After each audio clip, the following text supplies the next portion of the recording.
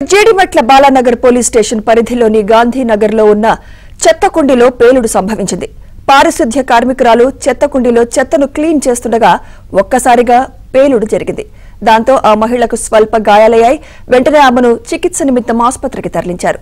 విషయం తెలుసుకున్న పోలీసులు సంఘటనా స్థలానికి చేరుకుని పరిశీలిస్తున్నారు. పేలుడుకు గల కారణాలపై దర్యాప్తు చేస్తున్నారు.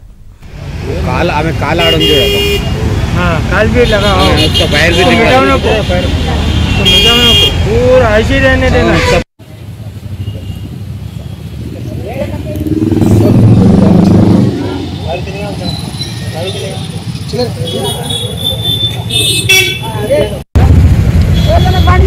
అన్నా నువ్వు మీరేనా?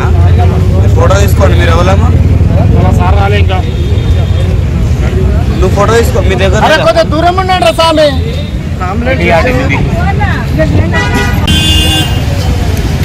ఏదైనా ఉంటుందా? ఆమె కాలు